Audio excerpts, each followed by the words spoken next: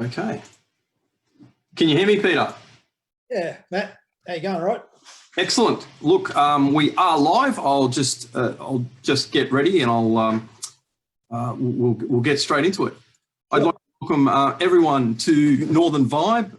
Thank you very much for joining us live this afternoon. My name is Matt Maloney. I'm a North Queenslander by birth and a far North Queenslander by choice. I'm passionate about creating a new state for North Queensland. I want to get a voice, empowerment, autonomy and control for us all. I'm also curious about people, places and the magnificent area that we're living in. For newer viewers unfamiliar with the new state, what it means and entails, there are a number of great websites to get on. There's ours, Boot Brisbane, which I do encourage you to get on. There's the North Queensland State Alliance Inc. website, which is also very, very good. It explains what the concept is and how we can go about it. We also have a number of other interviews with some really interesting people. One I have to say I'm particularly proud of is with Bernard Salt, and in the future we're going to have some more magnificent interviews with people who are almost as interesting and as well qualified as the gentleman I'm just about to interview tonight. So look, I really encourage people to get informed about this really interesting and informative issue and jump on the page. Look, my guest tonight is Peter Raffles. Peter was delivering a lecture right before he came to us tonight. He's really time short. Peter, thank you very much for taking time out of your very busy schedule to come and speak to us tonight. That's not going unnoticed or unappreciated. So I'm going to tell you a little bit about Peter. Peter's a really highly qualified person. He's a really interesting chap to have a beer with too. So if you ever get the opportunity, and I have had that opportunity to have a beer with him, take it, ladies and gentlemen. It's well worth your time. He's currently principal of Conflict Solutions Proprietary Limited. He's an accredited mediator. He's worked on commercial disputes. He's worked on remote Indigenous community disputes. He's worked on industrial disputes, including Qantas, environmental disputes, organisational change disputes. He's mediated in Australia and the Pacific, including Papua New Guinea, where he's facilitated the creation of wealth and the keeping of peace. No small achievements in themselves. He's also a lawyer. He's a current member of the bar, specialising in administrative law, governance, employment and industrial relations. He has a real interest in constitutional issues, and this is demonstrated by his publications. He's also published. 2 out of the 4 of his publications are related to the new state. In 2017, the JC Law Review published The Formation of a New North Queensland State, Constitutional Issues and the Procedural Pathway. That paper is available on both websites, both ours and Peter's. I do recommend it. It's actually a really good read. I have read it myself. In 2018, the same journal published North Queensland, a New State, How the Voice of the Collective Can Be Heard. Again, I've read that paper myself, and it's well worth it. It doesn't end there, ladies and gentlemen. He holds a commercial pilot's license. Like myself, he's a bit of a cricket tragic, but unlike me, he's actually good at the game and coaches. Sounds all highfalutin and academic, but ladies and gentlemen, I know I sound like Tim from Dental, but that's not all. He started work as a marine mechanic and was Apprentice of the Year 2 years running. There really isn't much this chap can't do, ladies and gentlemen. He can fly you into a conflict zone. He can mediate the conflict. He can write a paper about it afterwards. Then go for a quick 50 overs, and if your boat needs fixing before you go fishing, he can sort that out as well. Peter, I bet you've got some great stories from the mechanics workshop. Before we get too deep, can you tell me some great great stories from the workshop? Well, thank you for a very flattering introduction, Matt. Tonight. Yes, it's been an interesting journey, that's for sure. And I grew up in a small country town, South Johnson. Cairns and Innisfail are both suburbs of South Johnson, as I like to say. But yeah, I did my trade in Innisfail before moving to Townsville, and spent a number of years working for the Australian Institute of Marine Science as a mechanic, and went back to night school being a senior. But yeah, lots of interesting boat stories there, from the Heron Island in the south to the Torres Strait in the north. But yeah, and being now a lawyer and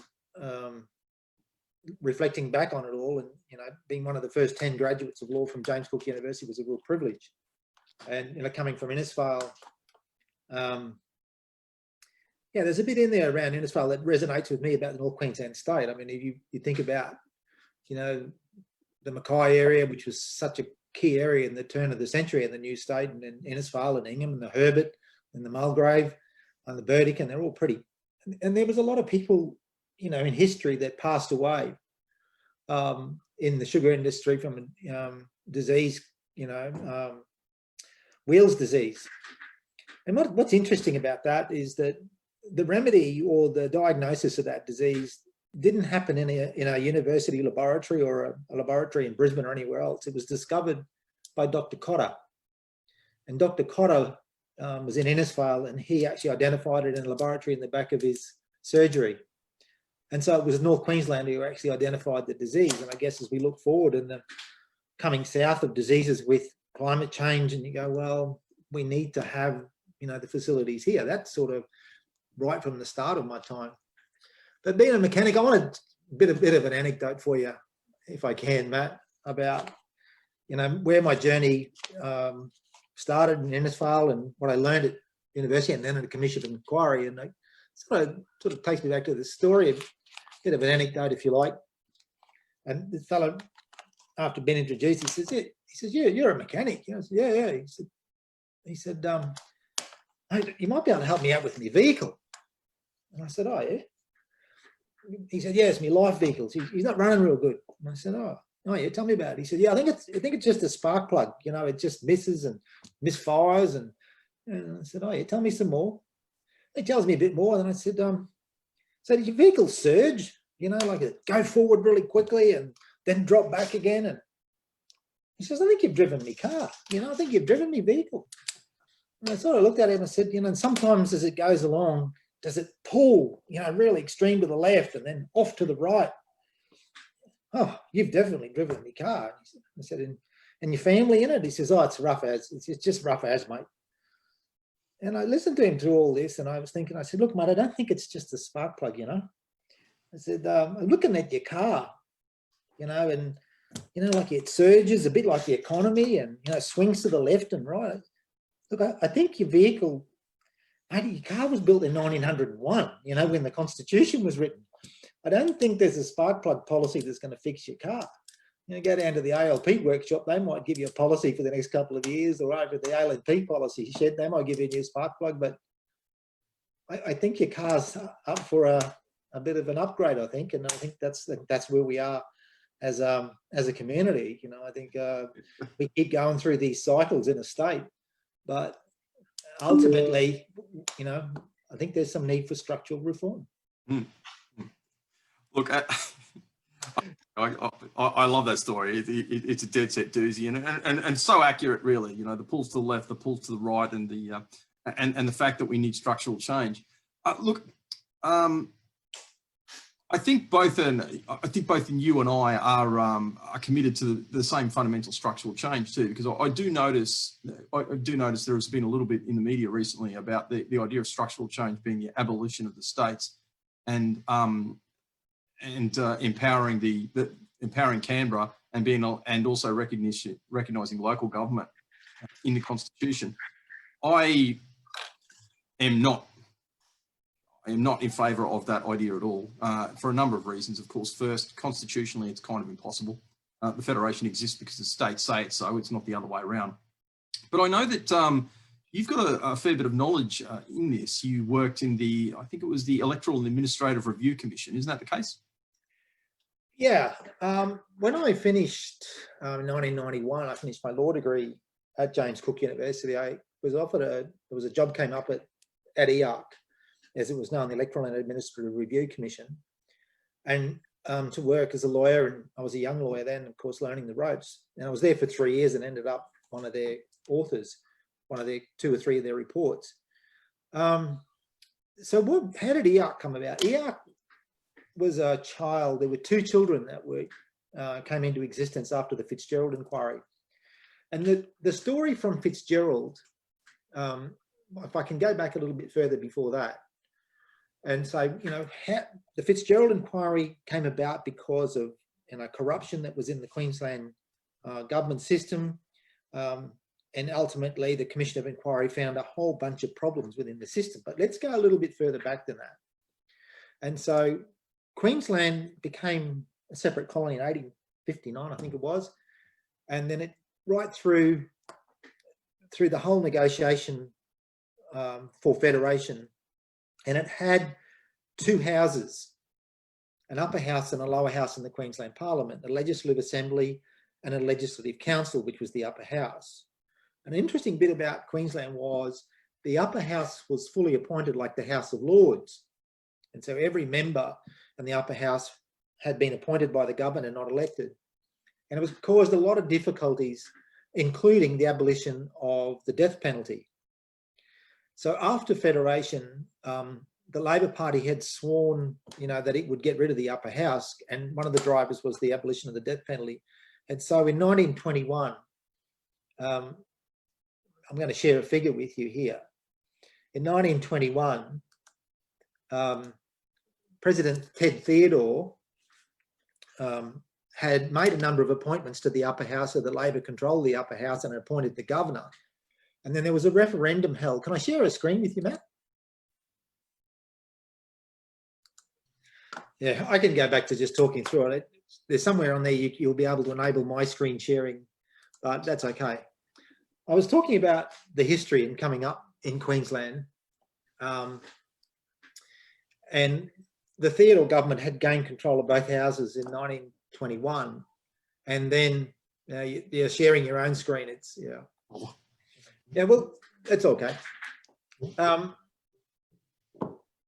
a referendum had been held on the 5th of May 1917 to abolish the upper house in Queensland.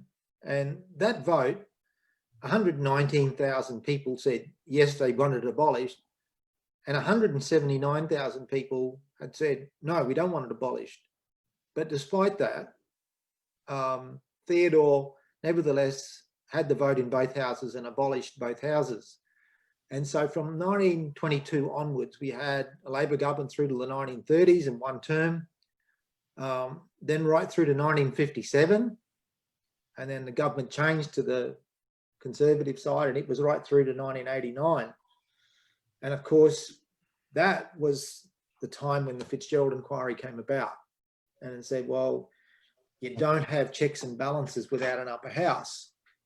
And so that was really the beginning, or the genesis, if you like, for want of a better term, of the problems in Queensland and what led to EARC. And once I went to EARC, we reviewed the Constitution, human rights, judicial review, protection of whistleblowers, protection of archives legislation, all of those things which are key points in a system of government. What I learned at EARC was just how broken the Queensland system was with no upper house. I recall one afternoon, and I guess this is one of the moments, there were two moments for my time at EARC that I will recall on North Queensland. One, we were sitting one afternoon talking about reforms to administrative law with the law team, and they were saying, oh, we can roll this out, we can do this. And I sat at the other end of the table and I said, can you tell me how we're going to do that in Guthalungra, Gumloo, Almaden? And there was this silence around the room, and the guy looks at me from the other end of the table and says, where's Almaden? I said, it's just outside Mareeba, and Mareeba's just outside of Nambour, just north of Nambour there. What it said to me was just how little people understood about how big the state is, and how we live differently, in the words of my good friend Henry Fracker, is how differently we live. Now, the second point at the commission is I'd met Wayne Goss, and he held a speech down at the Queensland Club one night, and he was complaining about centralism from the federal government. And I was in the room. I'd flown him around when I was piloting. I'd flown him around Western Queensland, and he saw me and had a bit of a smile. And I said, Wayne, it seems to me that as you're complaining about Canberra from Brisbane, we in the north have the same complaints from the north to the south. And a small acknowledgement, but that was the beginning really of my journey, because I got to understand just how broken the Queensland system is in terms of accountability. And in the words of Tony Fitzgerald in 2015, no upper house, no Bill of Rights, the government can do whatever it wants. And so far as us living in the north, that's a real problem.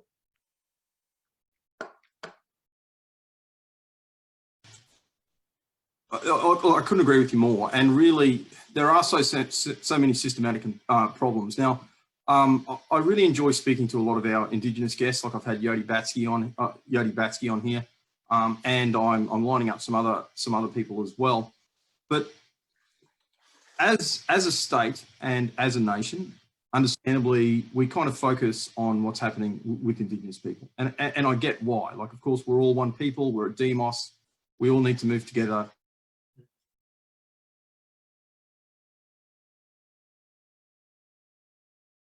Yeah, we've lost the link, I think. We're going live. We're back live, recording. No, indeed. Live on Facebook. Yeah. Well, here we are back again. After a bit of an interruption. What do we do as North Queenslanders? You say, oh, a bit of a glitch in the system. Well, when Cyclone Yasi came through, oh, Annably saved the North from Cyclone Yasi. A lot of rubbish. We've been looking after each other for years, and how do we do it? We adapt, we adjust, we accommodate. We're creative, and we move on. And so, yeah, great, we're back. Let's do it. Let's keep going.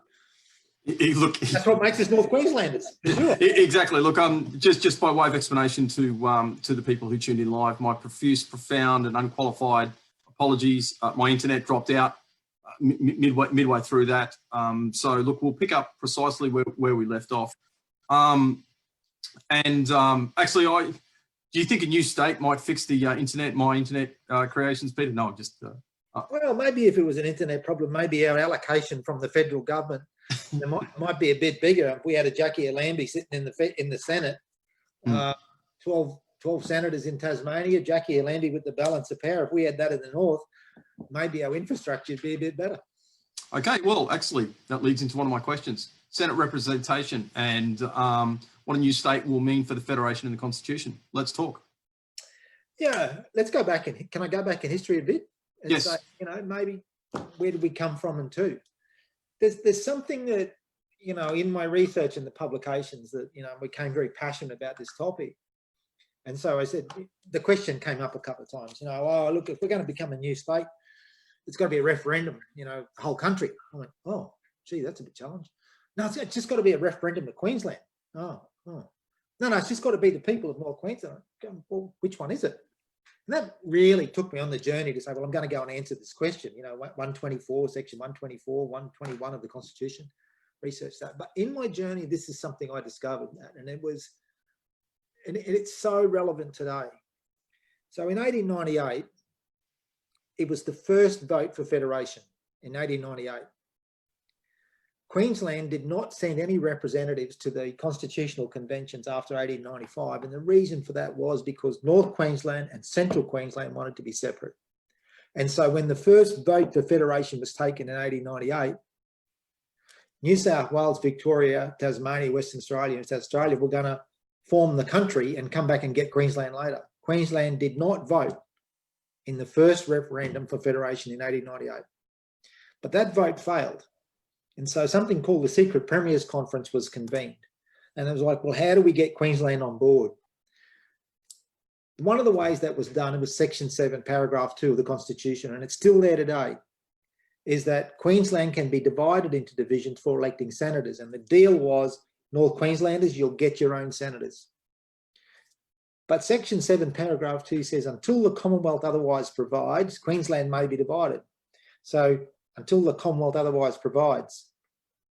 Well, it didn't provide right through to 1983. And in 1983, the Hawke government passed legislation, Section 39 of the Electoral Act, that says Queensland may not be divided for the purposes of electing senators. The get square for the dismissal in 1975. That simple. What that meant for North Queenslanders is, well, today, in the last parliament, we had 2 senators north of the Tropic of Capricorn. Today, we got 2.5, I think. I mean, it's a bit hard to know where the third one, that sometime in Townsville and sometimes in Brisbane. And so it's a bit hard to know. But ultimately, both of the senators belong to the political parties. And yet the Senate is the state's house and supposed to be standing there. If we, like Tasmania, we got 1 million people north of Rockhampton. Tasmania has 450,000. They got 12 senators. We got 2. If we had 12 senators, our own senators, You know, in the words of Cold Dwyer, our fair share, would we get it? But it's actually bigger than that. Would we actually be part of the federation? What federation is about, what federalism is about growth. And if we had our senators, yes, we would grow. No question. How do we do that? Well, to get the referendum, of course, we've got to have the balance of power in the state parliament. And then we've got an election coming up, and that's probably a time for a lot of people to think, well, where do we go with here? It's almost like you're channeling me. There are some really interesting points that, if we have the time, I'd like to come back to. But let's keep the flow of this interview going, considering that it was really interrupted by my lack of internet. The election. Yeah. Going to happen, in your considered professional opinion. As I said, at the moment, there's 93 seats in the House as a majority. I think it's a majority of 2 or 3. And to get what we say from the North Queensland State Alliance's point of view in our publication, what we say is we don't know enough data to be able to say, well, this is the boundary where it should be, this should be the referendum. So what we've said is, if there were enough people north of the Tropic of Capricorn with the balance of power, we would have a commission of inquiry established to work out whether it's viable, where the boundary should be, and a whole raft of other questions. But of course, the pivotal point in there is winning the balance of power. There are 17 seats north of Rockhampton. The LNP hold just 2 of those seats. The Katter Party holds 3. NQ First, Jason Costigan, has 1 in the seat of the Whitsundays, and in the seat of Morani, One Nation holds the seat. So we head into this election and we say, is there an opportunity there for a group to hold the balance of power? There is. The Katter Party had, with the support of an independent in 2016, had the balance of power and moved a motion. I could speculate about who drafted that motion. Put a motion in the parliament to say there should be a process towards a new state. Every single member of the Labor Party voted against it, and nobody for the Liberal Party voted for it. There were some people who abstained from it. So what do we know? We know that those 2 major parties are controlled from the southeast. Let me tell you a funny story. If you were a member of the federal parliament, historically, you were called an MP. In the Queensland Parliament, if you were a member of the lower house, you were an MLA. If you're a member of the upper house, you were an MLC, member of the Legislative Council. Peter Beattie comes along and says, no, we're going to call them MPs in Queensland, just like the federal parliament. Well, what kind of MPs do we have in the north? Anna Bligh, the high leftist, despite the richest period in Queensland history, leftist with the highest debt to GSP ratio of any state in Australia. So along comes Gamble Newman, aka Gamble Newman. Sorry. Right. And him and his mate Tim Nicol come along and say, no, we need to cut, slash and retrench, flying in the face of the most fundamental economic policy and push the north into recession. Yeah. So the Labor Party, what did they do when Anna Bligh was there? Put your hand up, the people from the north, you've got to vote with the ALPs, bunch of puppets. Along comes Campbell Newman and his sidekicks. No, what did they say? Nothing. Drove us into recession, bunch of muppets. Muppets and puppets. That's what we've got in the ALP and the LNP. And so we head into this election. The voice of the north is where? So MPs, yeah, they are. Let's go. Unless we get the balance of power, we're going to be dealing with spark plug policies for the next 20, 30 years. And look, you're totally right. You know, my other guests, I've been lucky enough to have some pretty big names so far, and one of them, of course, was John Roscoe, and we really did discuss in depth, I would say, the implications for the federation and for the nation as a whole. Like, for me, this is about Queensland and about being a North Queenslander. I want to empower myself. I want to empower my fellow North Queenslanders. It's about, one of the slogans we have is you and me without the 73 seats in the southeast corner. Whatever differences we may have as North Queensland, when it comes to world views, political views and whatnot as North Queenslanders, that's fine. We can sit down and sort them out. We're the people with skin in the game. We're the people who are closest to the issues, and of course the people with the knowledge to fix up the problems. That's how democracy works. Yeah. If we can get this new state, it's not only is it going to empower us, not only is it going to fix all these power imbalances, not only is it going to fix things for the voiceless up here in North Queensland, it's really going to have implications for the rest of the country. I can see places. David Flint articulates it so well. He goes, well, for those who know David Flint, he's very, very erudite indeed. And he says, well, after you have booted Brisbane, Matthew, I would like to see a movement to mug Melbourne and perhaps sack Sydney. And that is going to bring back competitive federalism, something that I'm particularly passionate about. But look, I just want to duck back really, really quickly. And if I could just get you to quickly explain, what do you think the procedure will actually be?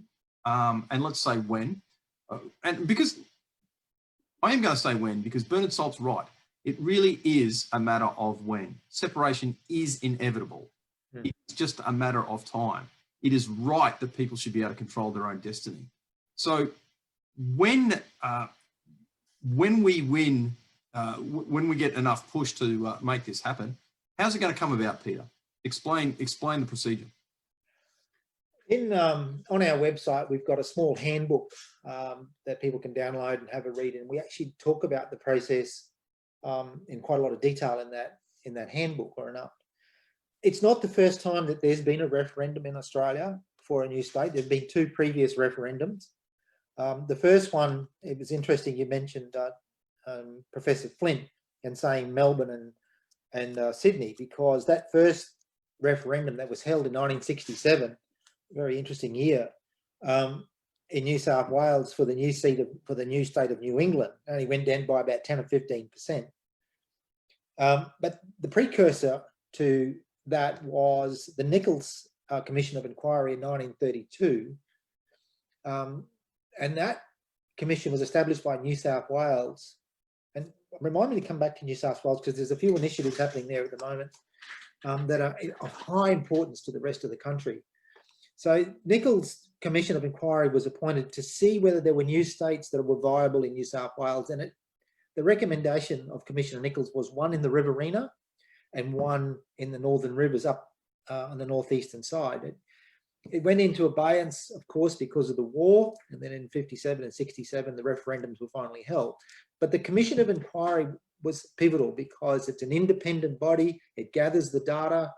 It then works out whether things like water, power, communications, sustainability, and says, this is an area that is suitable. And it's like Commissioner Nichols recommended 2 areas in New South Wales, both the Riverina. And so that the process is, if the balance of power was there, then in the Parliament, the initiative would be to establish an independent inquiry, and then everyone could make submissions about whether a new state was, viable, what its benefits would be. And you mentioned before about, the importance of states. Has there been a more important lesson for everyone about the importance of states and how states manage issues than COVID-19? Now, rightly or wrongly, state boundaries are at this point keeping a group that's highly infectious quarantined, keeping a part of the state, Northern Territory and other Western Australia in their own boundaries, and limiting. If we were able to draw the line at Rockhampton, would it be better for the nation just for COVID-19? In my view, absolutely it would be. So that's helped. We talk about the National Cabinet. There is going to be very much a realignment of the states and the federal government after COVID-19. And I said I wanted to talk about something that's happening in New South Wales right now. And what's happening in New South Wales is that there's been a report commissioned by the New South Wales government to reform tax. One of the problems that we've endured since Federation is, after the failure of the referendum in 1898, Section 7 of the Constitution was amended, and a section called Section 96 was implemented into the Constitution. If there's one section of the Constitution that's causing more than its share of problems today, it's Section 96. The Commonwealth, over the 100 years since Federation, has accumulated the power with almost exclusively with respect to taxation. At the time of federation, the states recovered the money that they spent. During the war, they ceded their power over income tax to the Commonwealth, and so the Commonwealth ended up with a booty of money. And so what does it do? It uses Section 96, which is it can give grants and tied grants to the states. So what has it done? It's politicised Section 96. So the Commonwealth now has this bundle of money, and basically they call it cooperative federalism. It's not, it's coercive federalism. And you say, well, the Commonwealth's there, but the new challenge is coming. And that new challenge is by 2040 is forecast that in the New South Wales report just recently released 2 or 3 weeks ago, by 2040, there'll be no petrol-driven cars sold. 40% of excise on our fuel is tax, right? That 40% excise is a tax. There is a shortfall of money. So where's the taxation going to come from for the states to provide things like health services, roads, education? Where is this money coming from? And these are issues that we need to confront. The deal that's been put in the report is that we need to move to the Commonwealth recovering the income tax, but a proportion of that income tax going back to the state where it's earned. For Queensland, that means, no, we don't want the income tax that's earned in North Queensland to go to Brisbane, because we don't have a check and balance in Brisbane. This is a very important issue for North Queensland. If we are going to move in changes in taxation in the next 10 or 15 years, then we need a check and balance on what's going on in George Street. Look, exactly right. And we've got what I describe, constantly as a critical mass of electorates in the southeast corner, which really has resulted in the distortion of democracy. I've just had a comment come up that I think is particularly relevant. One of our listeners has indicated that the small nation states in Europe, one of the reasons that they probably evolved this way was almost no doubt as a result of constantly dealing with this kind of epidemic, and the fact that in dealing with epidemics, quarantine was really the only kind of way to do it. And it's really funny that previously, and look, I just want to say this by saying, Boot Brisbane, like your organisation, is not specifically party political. We don't deal. We have no official links with any party. All we are concerned about is any individual, any candidate, or any party that's interested in the issue. If they do, we will support them, and if they don't, we obviously don't support them, and we'll work to bring about their support. But it's funny how how one side of politics was really about knocking down borders, both national, within the state, and everything else, and all of a sudden that particular side of politics is now very, very keen on borders. Indeed. So it's just it's funny how quickly things could flip. Like, if you had said to me pre-COVID that there would have been any Labor government anywhere that was all of a sudden keen on borders, be they national or state, I'd have laughed at you. And now look. So look, I do believe that this trauma, I suppose, is providing us with a degree with a degree of opportunity, and this is something I wouldn't mind discussing. But before we get on to that, you have mentioned your organisation a few times. Could you tell me and our listeners a little bit about the North Queensland State Alliance, who you are, how you came about, and what you're aiming for? Yeah, I guess it goes back to 2000, or I guess the real impetus, I came back from Brisbane, the Commission of Inquiry, and set up my own work and whatever, and then heavily involved in sport, and a number of times being at cricket championships and watching the disappointment on our kids' face in Brisbane at championships when they've outperformed southern kids and not getting picked was a real motivator. And then with a few like-minded people said, well, we know a bit about what went on in the history, do you want to have a bat and see whether we can bring about some change? And that's basically the way it came about. It wasn't, I said, yeah, sure. What we will do is we'll look to inform the debate. We know that the merits are there. And so we incorporated in 2017. Today we're sitting at about 150 people in the membership, with people, north, south of Townsville and United Kingdom and New South Wales, who are expats from North Queensland, and all passionate about the North and its identity, and us as a people and our identity. So our purpose is to enliven debate, and certainly, as I've tried to say a few things tonight, and say there's a lot of debate that's been uninformed. So if we can inform that debate and say that as a community, as a democracy, we can have that debate and say, let the people choose. You know, the words of Tony Fitzgerald, which I quoted once, you know, that you don't have an upper house, then in the words of Anastasia Palaszczuk, we don't have two states. You know, but we don't support a new state. Okay, whatever happened to the people's choice? And that's what we're about, is saying we'll inform the debate. If we have the commission of inquiry, let the independent umpire say yes or no. The difficulty for North Queensland is no senators, which is Section 7, and of course no upper house. If we don't fix those two things, then my friend driving his life vehicle, the road is going to stay pretty bumpy. Yeah, the Model T Ford, which was great for its time, but not so good anymore. Look, after the commission of inquiry, what would happen then? Oh, well, depends what the recommendations of the commission were. Of course, the commission come back and said no, it's not recommended. Well, I guess then all of us would be able to say, well, the independent umpire, and I guess that would be something about establishing the commission and who that person or persons were on that panel. Certainly, I've got a few people, and Tony Fitzgerald is one of them that I would like to see, you know, thought about as heading that inquiry, and saying, well, okay, and if the prospect is that there an area in North Queensland is suitable for a new state, then we would move to a referendum. Mm-hmm. And if the referendum was successful, then it would be a matter for the Queensland Parliament to pass an act, and then for the Commonwealth under Section 121 to help establish the new state. Now, for the referenda, who would that involve? Well, the model that we have is, as I said, you know, people looked at New South, oh, it's the whole of Australia. Well, the New South Wales example is it's only the people in the area that being set aside as a possible new state would vote. Yeah. Okay. So correct me if I'm wrong. What I've got in my head is this. So first we get a commission of inquiry. The commission of inquiry pretty much gives structure to the debate and the discussion. It indicates where a boundary could or should be.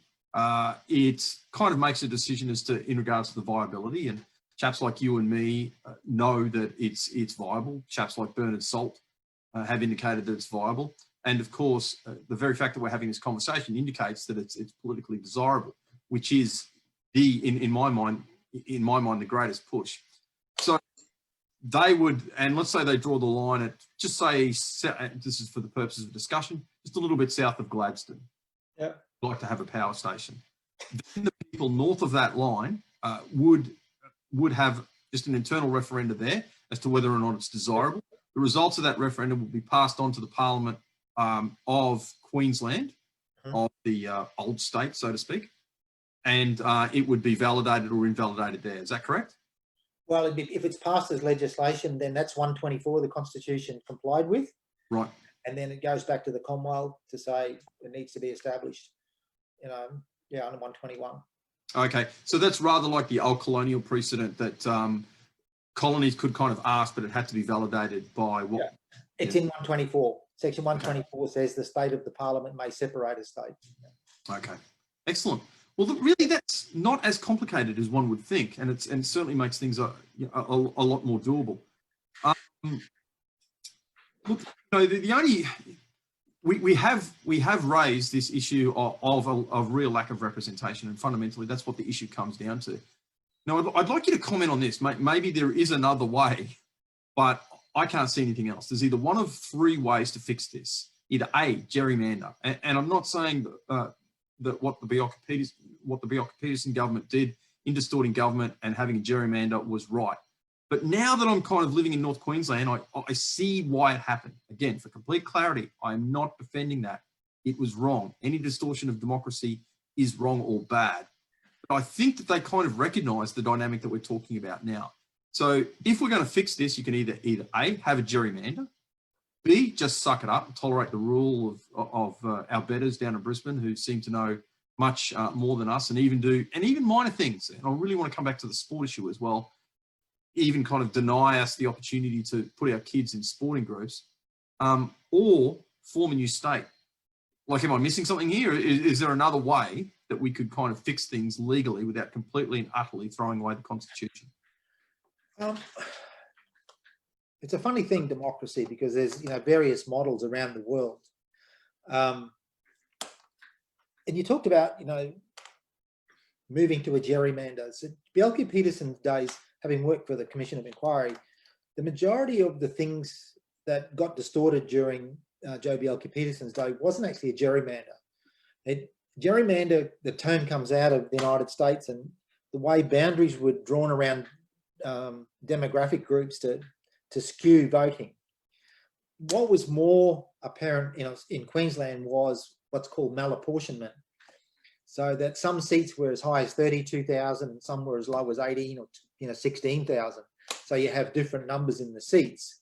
That's called malapportionment, apportionment of voters. And where you draw boundaries around bits and pieces, that's called gerrymandering. Well, in Townsville, we've got one of those right now, where Palm Island's off to the north, yet it's in the seat of Townsville, but the people who live on the northern side of Townsville have to vote in Hinchinbrook. So we've already got a gerrymander in the state as it is. Let me go back to the single house bicameral legislature, the unicameral or bicameral legislature issue. The words of Tony Fitzgerald here are important. With the single house of parliament, no Bill of Rights, they can do what they want. The reason that they can do what they want is because they end up with an absolute majority on the floor of the parliament. And you get that on the floor of the parliament because of preferential voting. When we look to countries across the world that have single house parliaments that work, and Scotland, before they established their parliament, went and researched it, and the report's available for anyone who wants to read it.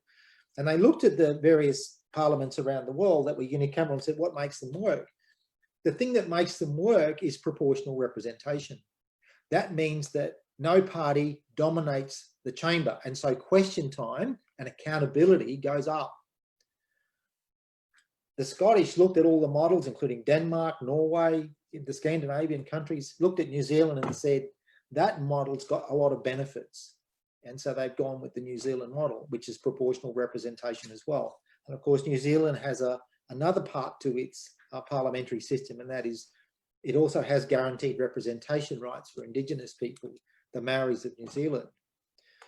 So moving forward, I would hope that if there is a balance of power in the new parliament, that it will actually move to some revamped voting system so that we don't do this again.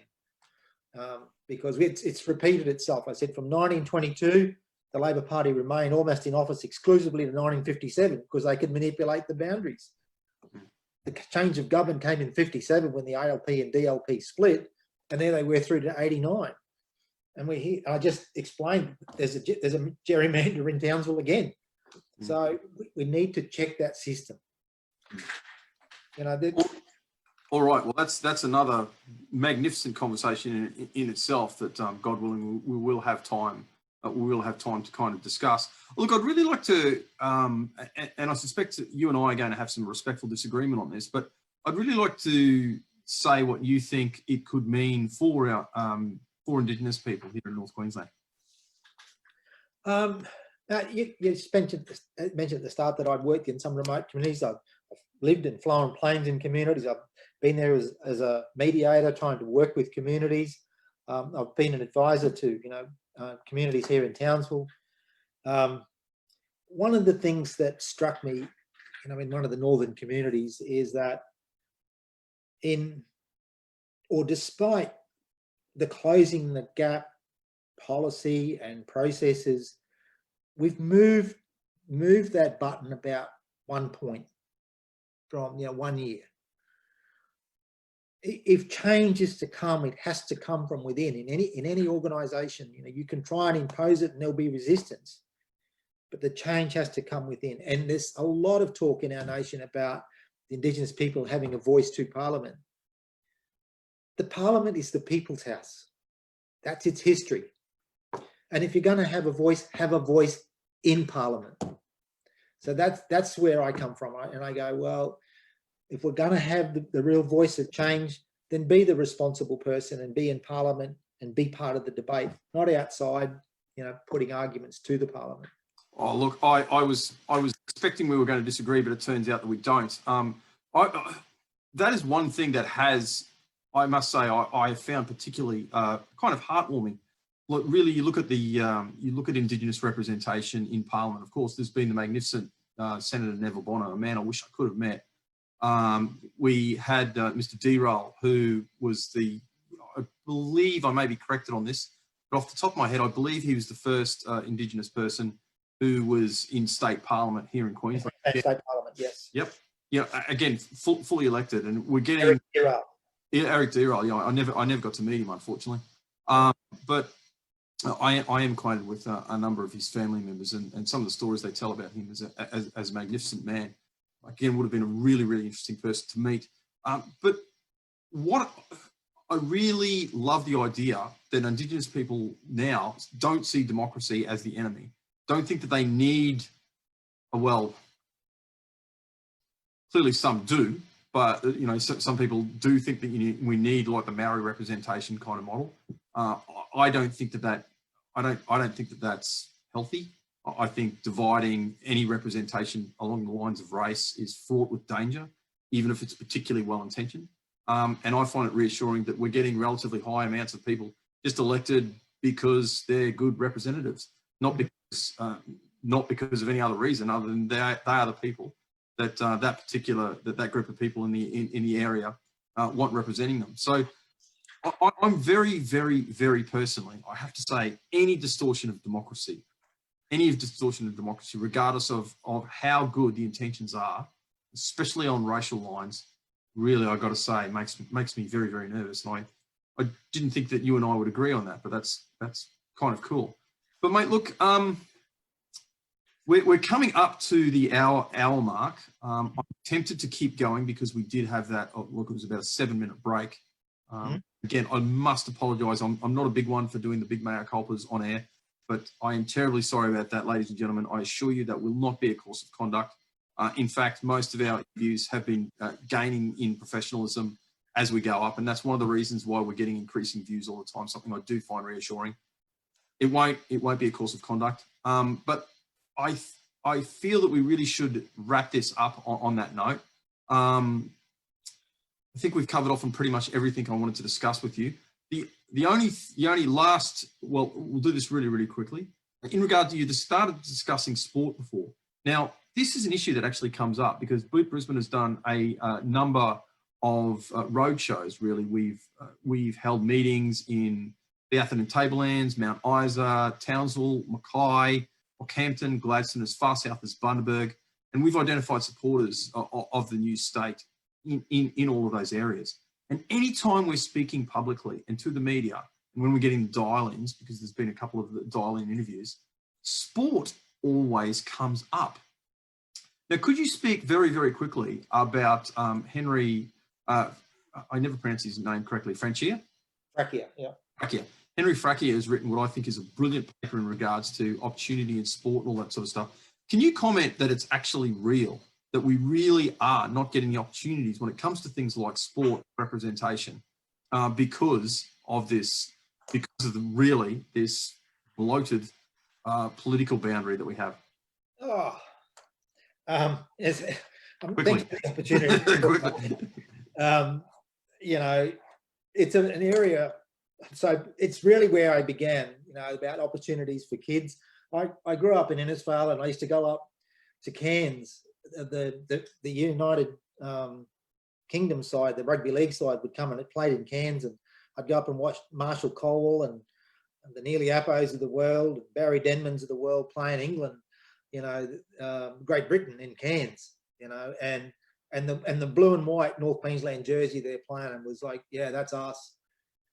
In 2000, well, sorry, way back in 1994, 93, 94, I grew up playing football against the likes of Gary Bosted. You know, I always say I'm the reason he made it because I was so bad and made him look so good.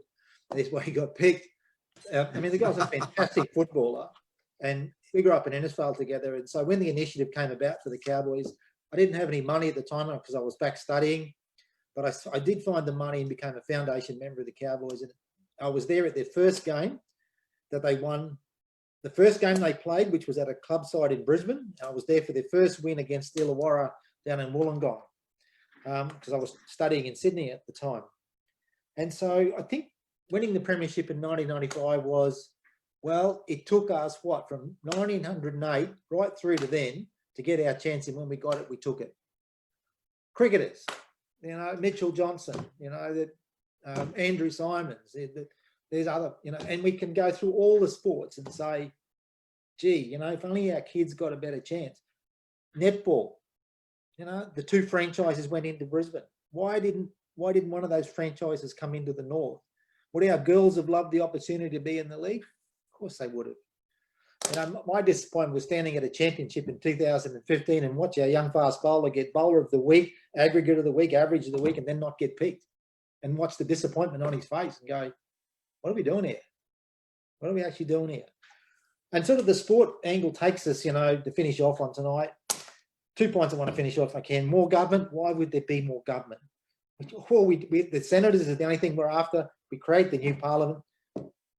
We've got 17 people in the parliament now. They just sit in the new parliament. And the last point, of course, is as we walk the streets of Hinchinbrook in the last election, you know, pushing our North Queensland state campaign, one of the common questions we got, what will happen to state of origin? Well, for the first 20 years, nothing, because you play for the state where you played your first football, so it'll still be Queensland and New South Wales. Then, of course, the kids that are 20 by then are starting to emerge, and they played their first football, their first grade football in North Queensland. So North Queensland will get its own new state of origin team. And my sense is that we'll flog New South Wales and Queensland. So there you go. That's my thought on that. I found that the sport, the fact that the fact that sport is such a touchstone issue, and it is something that really does galvanise people, and it leads and it lets people understand as to the fact that the lack of opportunity we have not to be able to develop our children's talent, and not to be able to showcase them on the national stage. That's real, and I found it kind of for me, because I'm not. It's not that I don't like sport, but I'm a little bit more logical, and I'm just not into sport that much. But I found it a touchstone issue when we were doing our speaking events all up and down the coast. And I found this identity issue was such a big deal. So the last thing I want to wrap up on, we live differently up here. Tell me what that means to you. Yeah, it was a phrase that Henry Fracker and I were out in Charterstown and we're driving back, and he says, you know, the fact is we live differently up here. I thought, gee, Henry, that's a hell of a line. You know, we do live differently. We have a different culture. We say a bit. Again, a funny story. I was visiting Sydney. I got a call from Mitchell, the guy that he runs 3AW in Melbourne, and he said, "Oh, you're a new stater," and I said, "Yeah." And he said, "I want to do an interview with you. Clive Palmer's office gave us your number to talk about a new state." And I said, "Oh yeah, ring me back." So he rings me back. About half an hour later, I was just getting off the bus. And he says, "We're live to air." And he says, "Well, what do you say to the fact that you're a bunch of rednecks up there?" I was like, "Really? And you're a bunch of Mexicans that live south of the border?" So we can get into name calling all you want, mate. You know, but at the end of the day, you know, we live differently. You know, you want daylight saving in the southeast corner? Go for it. Yeah, you know, our daylight hours are different. We deal with tropical diseases. We deal with tropicals. I gave you the example of Dr. Cotter. As the climate changes, the tropical diseases will happen, and we need our research bases here in the north to research those diseases, to know how the treatment's going to go. How do we adapt and adjust? Climate change is a lot about water, how we manage water. So we live differently. If we go to it, we draw a line across the Tropic of Capricorn. Yeah, there's 76 senators. There's about 6, I think, above that line. 5% of Australia's major dams are above that line, and yet we get over 40% of the nation's water. So we live differently up here. We will manage water differently. We will manage our energy differently. Yeah, so Exactly right. You know, why do the sensibilities of an inner city Brisbane voter, why are they projected onto us? You know, because really fundamentally it's about disempowerment. Like why can't our station owners decide whether or not they'll cut down a tree, and if so, how? Why can't we build dams to secure our water security? Why can't we make these simple decisions as to what parts of the environment we're going to preserve and what parts of our country we're going to develop for ourselves? Look, thank you very much. I am sorry about the little bit of lack of professionalism in regards to that fallout there, and I am still getting used to the technology. I'm somewhat of a Luddite, but I do hope our viewers can forgive that. I assure you, it will not be a course of conduct. We're going to get better. I'm going to get a little bit better at using the technology. I've got some the coming interviews. If you thought this one was good, and it was very, very good, the other ones are going to be at least as interesting as this man that I've had with me. So look, thank you very much. I also encourage our listeners to like and share. We need to continue to develop the numbers. Also, jump onto the Boot Brisbane website. Please like and share that. We're developing, we have developed a YouTube channel, so please like and share that. If we can actually hit a certain amount of views, we're going to start getting money from that. And of course, the North Queensland State Alliance, Inc. They're a fantastic little organisation as well. They've got some excellent resources, some really, really well-written papers, a lot of stuff that I've written there. So I encourage any of our viewers to jump on there and have a listen. I'd also like to make the really quick point, just before I sign right off completely, that yes, there are a number of organisations playing, I suppose you could use the word, in this new state space, but we're all speaking together. It's not the Judean People's Front, the People's Front of Judea. We're working in different spaces with slightly different strategies going towards the same aim. So the fact that we can clearly demonstrate that we are speaking to each other, we are working together for the same aim, does indicate a high degree of unity. So just because there's different organisations, don't think that we're not all together, and don't think that we aren't pushing for the same aim. Thank you very much, Peter. And on that, we'll, unless you have anything that you wish to add, we'll sign it off. No, I hope all our fellow North Queenslanders stay very safe in this very trying time, and thank you for having me. Thank you very much.